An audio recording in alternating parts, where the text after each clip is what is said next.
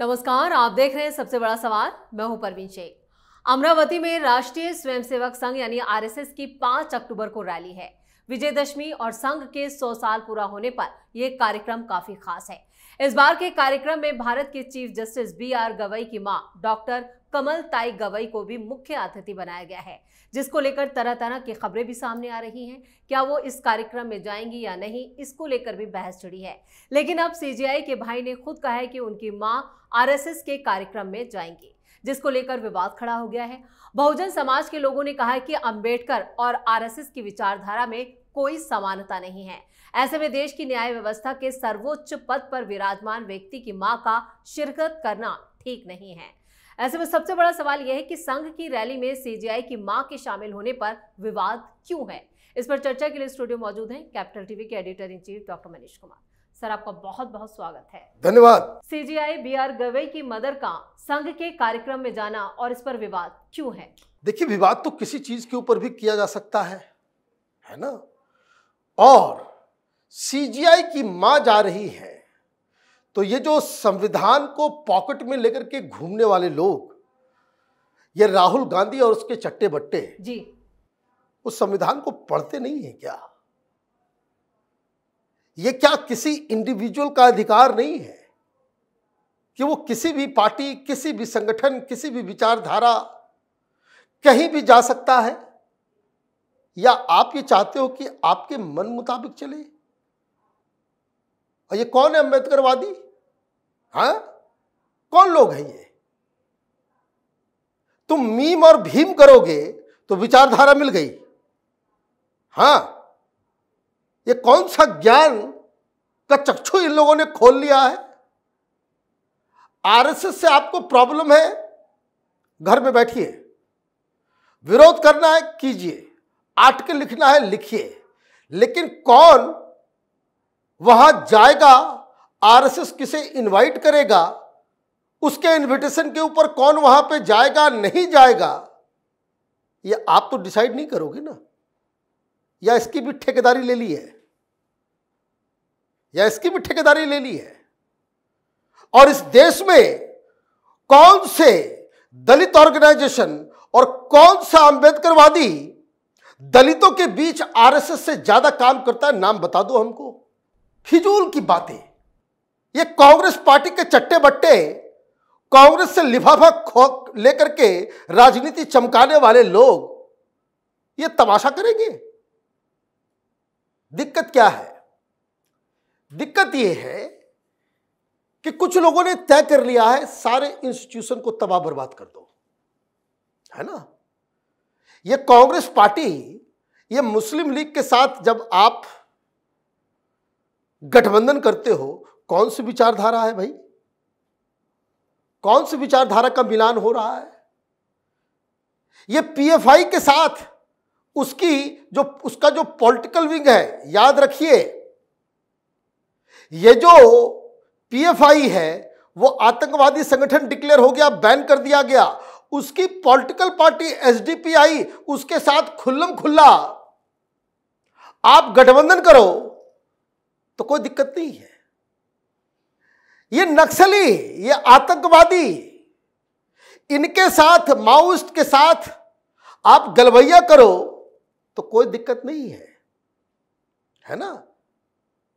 ये पाकिस्तान के द्वारा प्रायोजित जम्मू कश्मीर के वो तमाम आतंकवादी और आतंकवादी को पालन पोषण करने वाले संगठन जो मानवाधिकार के जो झंडा बरदार बनकर के घूमते हैं, उसके साथ उसकी मीटिंग में, उसके सेमिनार में जाओ, आतंकवादियों को JNU बुलाओ, सेमिनार में बिठाओ, तो उससे कोई दिक्कत नहीं है।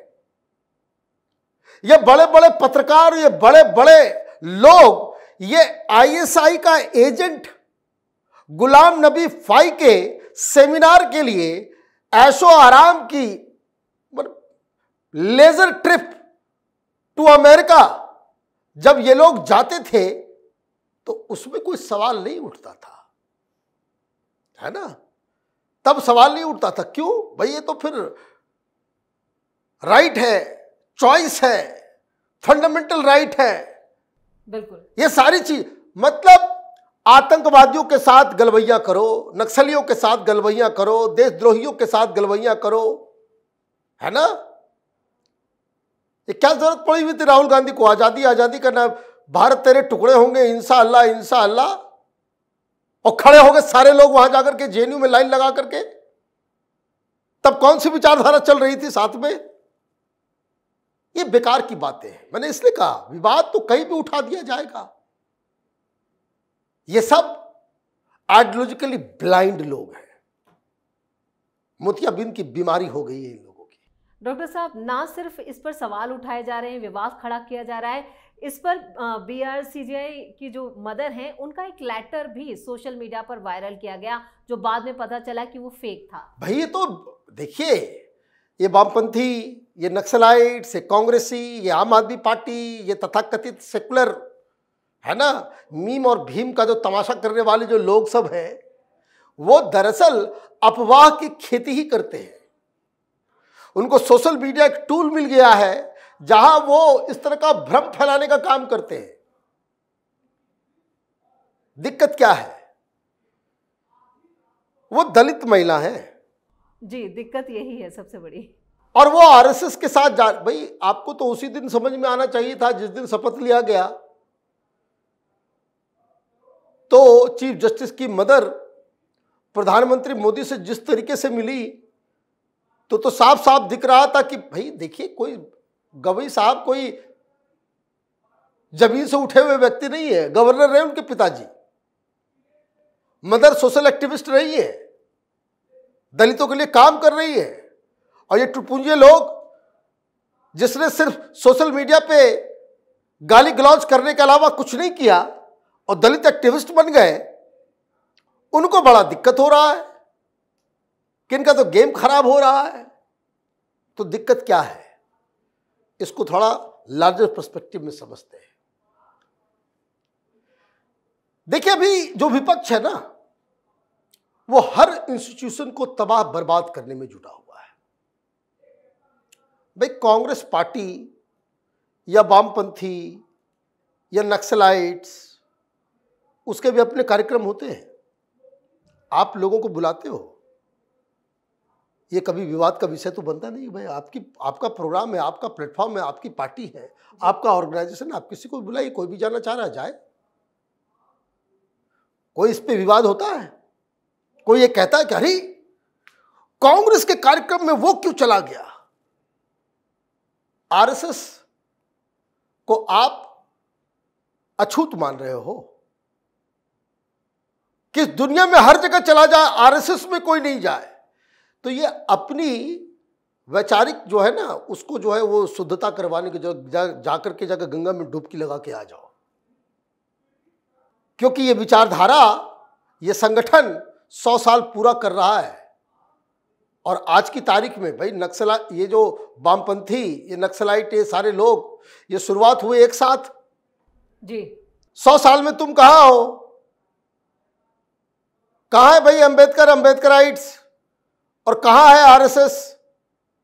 कम से कम आंखें खोल लो भाई।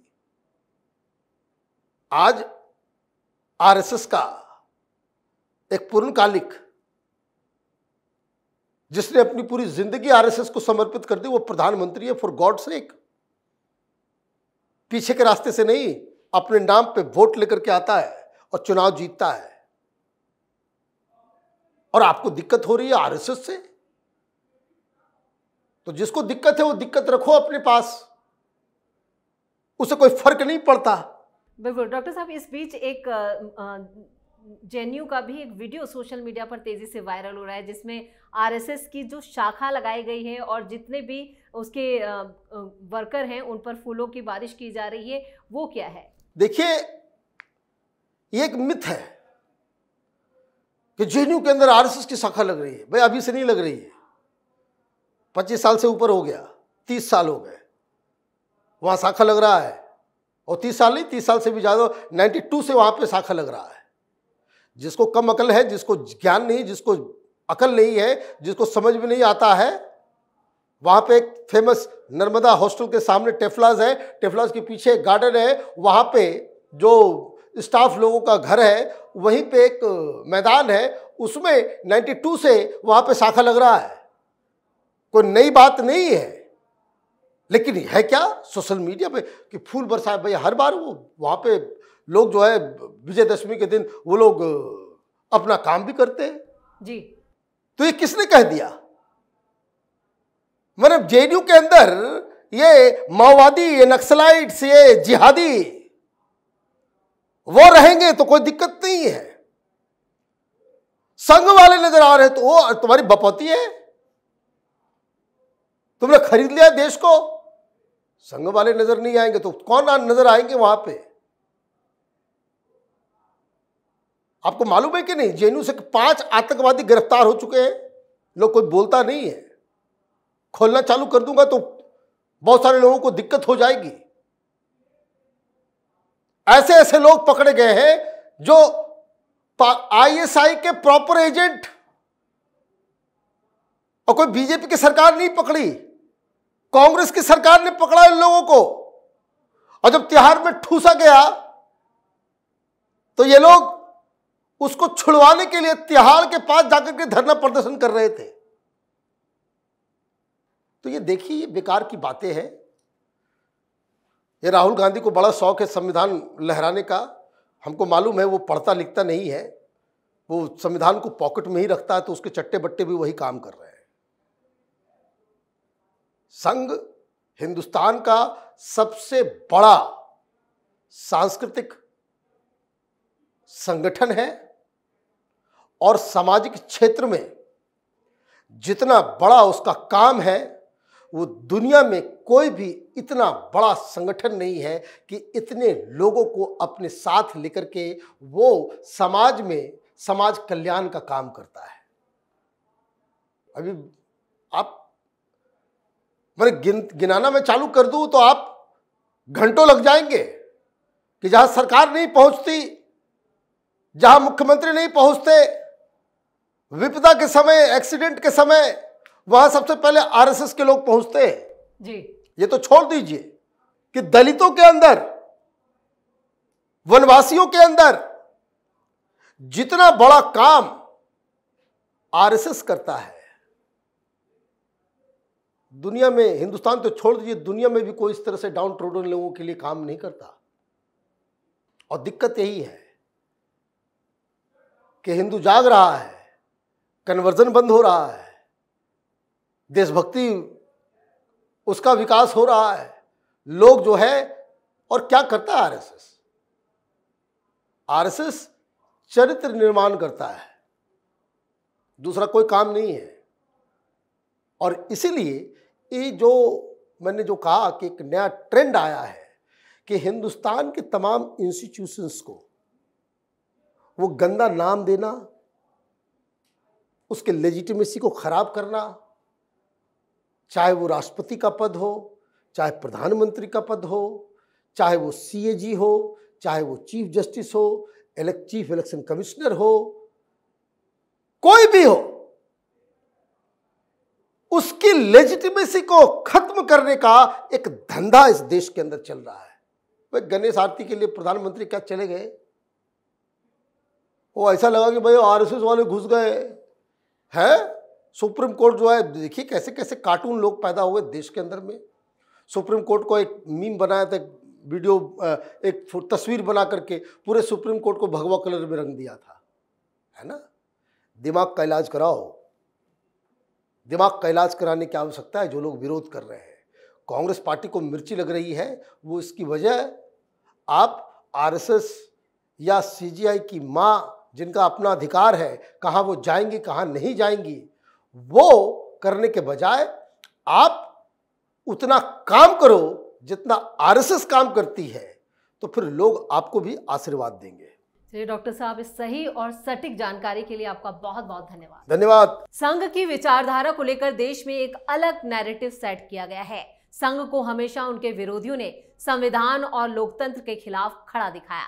अब सीजीआई की मां संघ के कार्यक्रम में शिरकत कर रही हैं तो सबसे ज्यादा पेट में दर्द उन लोगों को हो रहा है जो अक्सर मुस्लिम और दलित वोटों की राजनीति करते आए हैं।